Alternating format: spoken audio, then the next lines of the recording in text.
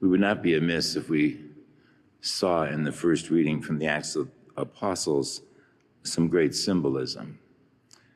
This man was riding in his chariot, reading the scriptures, and the Holy Spirit guided Philip to go to that man and to stop the chariot and talk with him.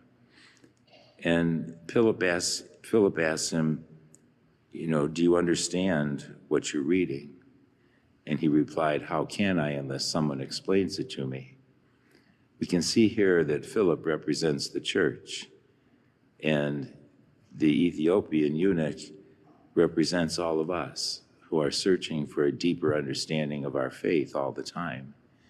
And there are many out there who don't have faith that come to the church seeking an understanding of the faith. We need to remember that the scriptures belong to the church. The scriptures were preached by the apostles, and all those that the apostle taught and handed on the power to were preached by word of mouth. That's how the teachings of Christ were transmitted in the first decades after Jesus ascended into heaven. It was not until the year 50 AD that the first book of the New Testament was written, and that was the letter to the Thessalonians. And so what they were writing down was all that had been handed on by mouth from the apostles. And so the scriptures are a sacred treasure of the church, and only the church can interpret the scriptures. And so we always have to look to the church for their meaning. And in that, we're very fortunate because we cannot go wrong. For centuries, the church has been interpreting the scriptures for us as was handed down from the apostles. And so when it comes to matters of faith and morality, the church doesn't err because the teachings are so solid in the sacred scriptures. It's a great gift to us. And we see in the gospel today, Jesus says very clearly, I am the bread of life. Whoever eats this bread will live forever. For the first 16 centuries of the church, no one questioned that teaching. The church taught right from the beginning that Jesus said, this is my body, this is my blood.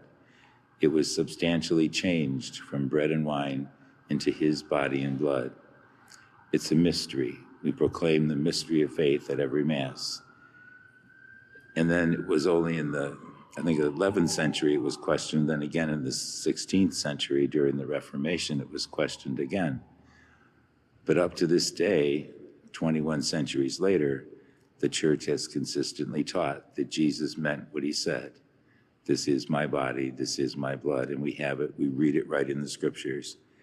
And so we're very fortunate that Jesus has, by the power of his Holy Spirit, guided the church all these centuries and will continue to do so. And we look to the church for understanding. So we're here tonight because in the Eucharist, we listen to his word. We hear some interpretation of it from the preacher, but we also receive his body and blood in the Holy Eucharist. And so the Lord is always with us to the end of time. And that's a great consolation.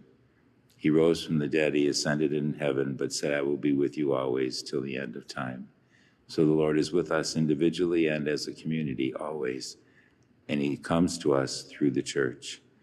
So we thank God for the gift of the church and for the gift of Jesus himself, and ask the Lord to help us to always have a deeper understanding of his sacred word in the scriptures.